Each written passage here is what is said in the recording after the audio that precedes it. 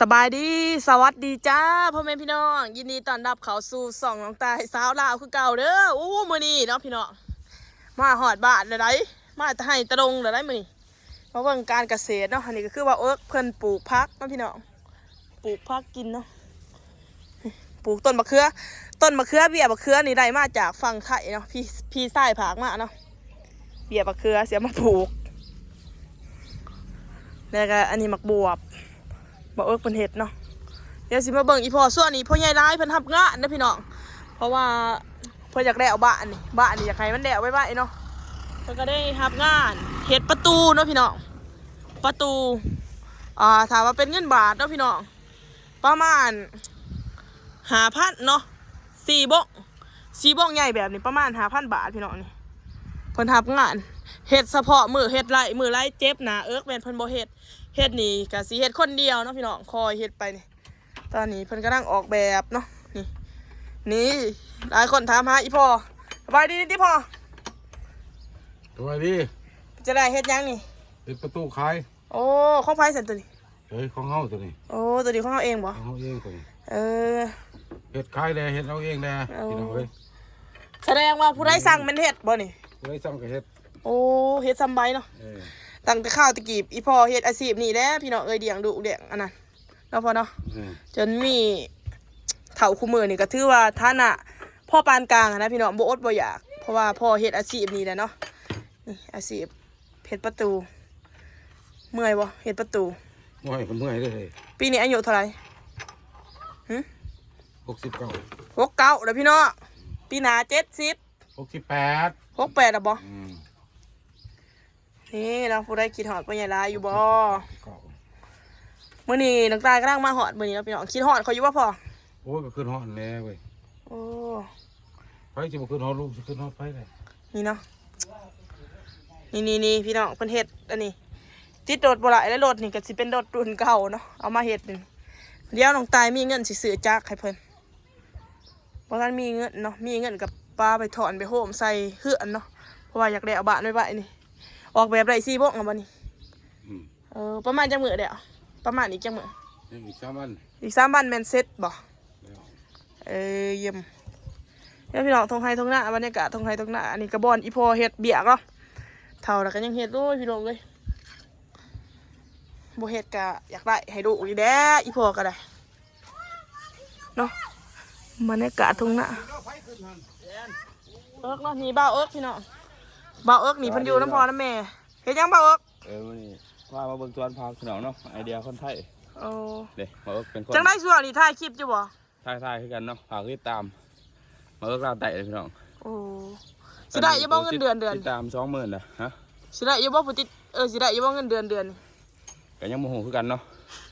เพราะว่าฮอดจักร้อยล่ะไล่107 เดือนโอ้แต่มันก็ภูมิใจเพราะว่าหาเองไล่หาเองก็เอาไปเด่นน้ำสาวนะพี่น้องบ่ได้เฮ็ดเฮือนซอยน้องเลยนี่น้องตามาเบิ่งนี่ในบักเกลือคนไทยนี่ในบักเขือแบบใดในบักเขือมาแต่ไสนี่บ่เอิกอันนี้เป็นของคนไทยเบิดนี่จะไปของโอ้นี่มันโมเมนต์มากอันนี้บ่บวบเหลี่ยม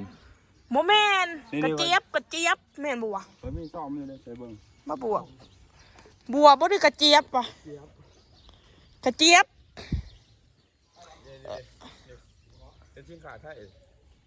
อันนี้แม่นพี่ชายเพิ่นฝากมาให้แต่ไทยบ่แม่นบ่ของเราฝากมาแม่นตัวนี้เป็นนายผักชีจะปลูกบ่แม่นนี่เด้อโอ้ยนะพี่น้องผักชี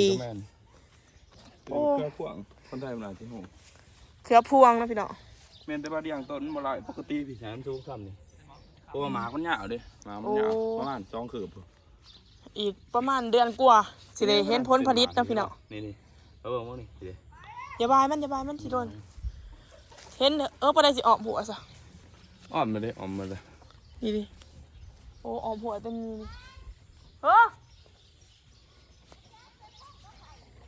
มันไปควักมาไปสิหูนี่แล้วพี่น้อง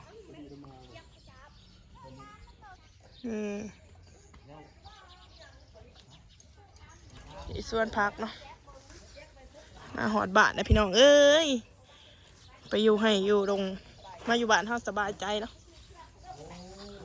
นี่ก็สิเป็น ผักชีดาว แต่ว่าเบี้ยหันเอามาแต่ไทยเลยแม่แล้วปลูกผักเนาะผักหลายอย่างทุ่งไห่ทุ่งนาเนาะเดี๋ยวมื้อนี้น้องตายสิเฮ็ดผักขาวแรงให้พ่อกับแม่กินเองเด้อพี่น้องสิเฮ็ดปิ้งหมูซื้อเนื้อหมูมาเนาะบรรยากาศทางนี่บ่เอิกเพิ่นเขียนอีหยังน้องตายก็บ่ฮู้คือกันน้องตายอ่านบ่เป็นเนาะ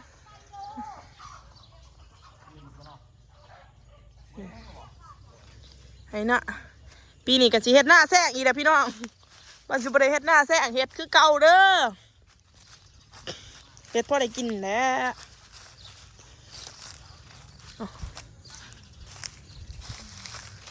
นี่พอแล้วเฮ็ดอยู่กลางเดาได้เฮ็ดประตูซื้ออันนั้นมาพี่น้องเอ้ยซื้อเครื่องมาเอาไปเซ็ตก๋วยเตี๋ยวขายมันถักว่ามีบ่อนขาย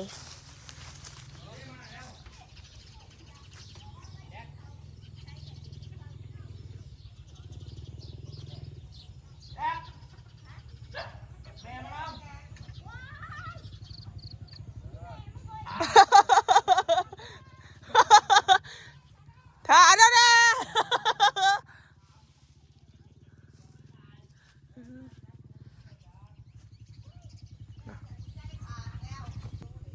นี่บรรยากาศพี่น้องเอ้ยอนาคตเนาะอยากให้ตัวดีแล้ว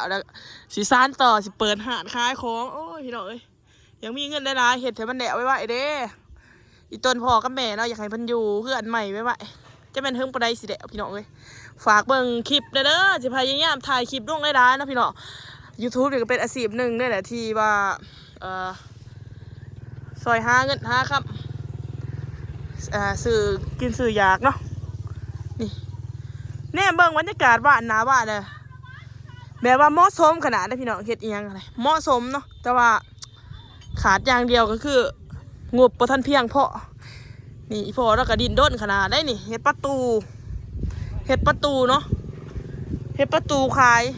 ปกตินี่คนอายุปานนี่สิพักผ่อนเนาะสิพักผ่อนเศร้าเฮ็ดเบียกแต่ว่าน้องใต้ก็แปลว่าสู่หาเงินผู้เดียวเนาะพี่น้องพ่อมันก็อยากซอยเนาะเพราะว่าบางที่มันอาจบ่ไหวเพราะว่าต้องซื้อทุกอย่างในครอบครัวเนาะพี่น้องทุกอย่างในครอบครัวค่าเฟื่อนค่าไฟแม่นน้องจ่ายเบิด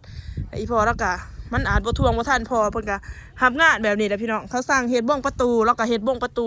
แต่ว่าบางเทื่อแล้วเจ็บหน้าแล้วติดรถไถนี่บ่ได้เนาะพี่น้องรถนี่ก็ดุนแต่น้องใต้เกิดมาน้องใต้เห็น